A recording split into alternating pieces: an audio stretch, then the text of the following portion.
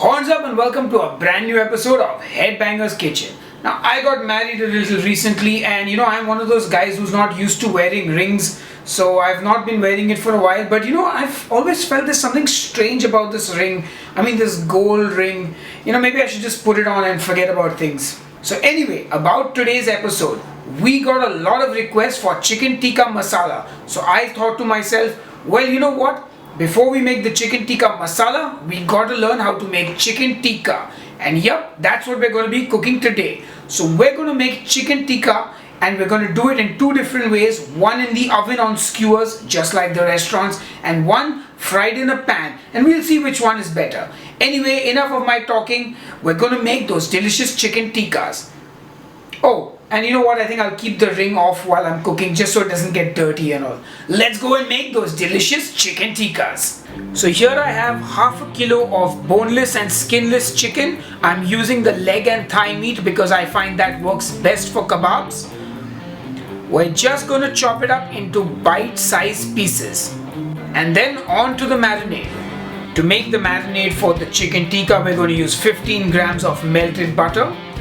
To that we're going to add 50 grams of yogurt or hung curd if you have some salt, some red chili powder, a big spoon of that, some garam masala, some coriander powder,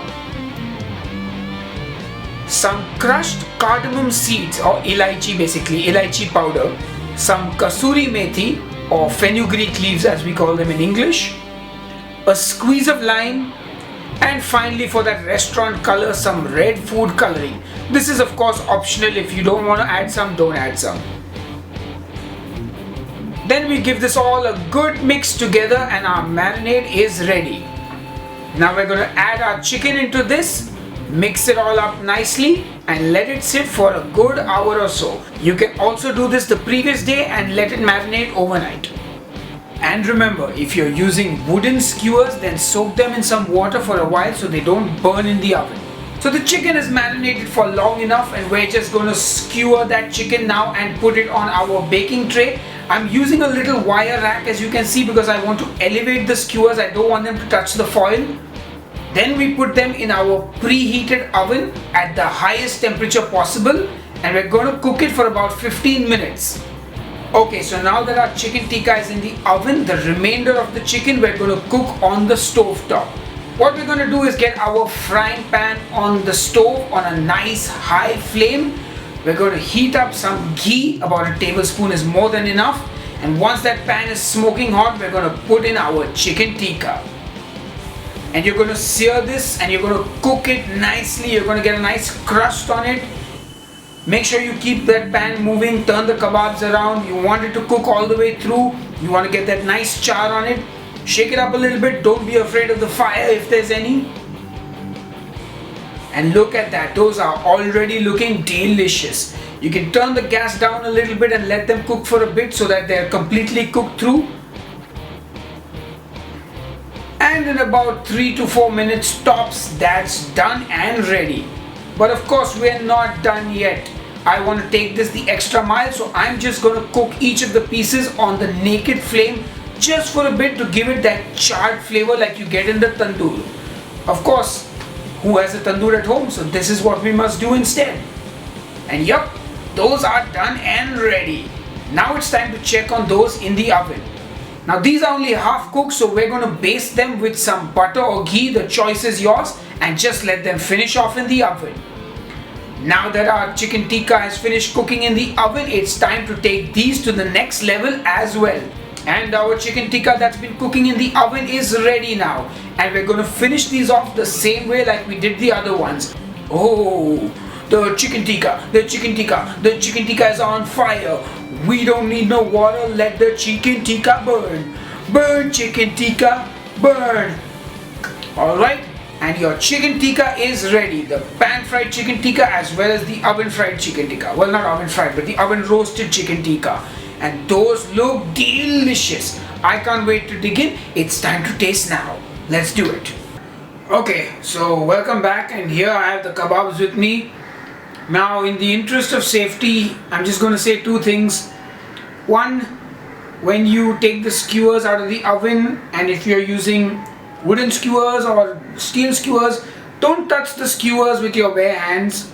You might burn your hand. If you're using wooden skewers, be a little careful when you're burning it on the gas, or when you're toasting the kebab on the gas, the wood can catch fire. And finally, the last thing I want to talk to you about is never ever ever ever put the fork in your mouth after you have used it to heat a kebab on the flame, because you'll burn your mouth like I did. I don't know why I did that, because chefs have a habit of licking the spoon every time, and I burnt my entire mouth. I think the tip of my tongue is burnt, but I'm going to power through and taste these kebabs and tell you how they are. I feel really stupid that I did this, but you know what? I said I need to make sure you guys don't make the same mistake I did, so that's why I told you about it, even though I'm ashamed of myself now. Anyway, let's try the tawa kebab first.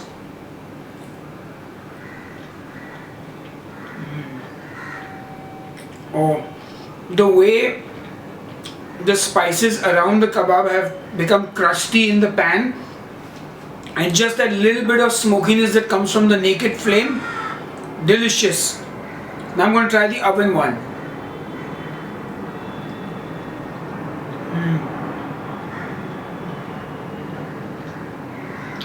The oven one is good, but I like the pan fried one better, I think. I don't know, I think just the fact that in the oven one everything drips off the kebab, whereas in the pan I think everything sort of just starts to reduce and caramelize around the meat. So I think that has a better flavor, but don't take my word for it, guys. You try it, you tell me what you think. And you know what, we'll do a chicken tikka masala now that I've taught you how to make the kebabs. And please, whatever you do, don't burn your mouth like I did. And yeah, what else? Stay tuned for more episodes. Give the video a thumbs up if you like what I do. You can subscribe to our YouTube channel. You can support us on Patreon, where you give some money for every video we make and you get some exclusive things. And you know what? I'll see you on the next episode of Headbanger's Kitchen with hopefully a fixed mouth. Cheers and keep cooking.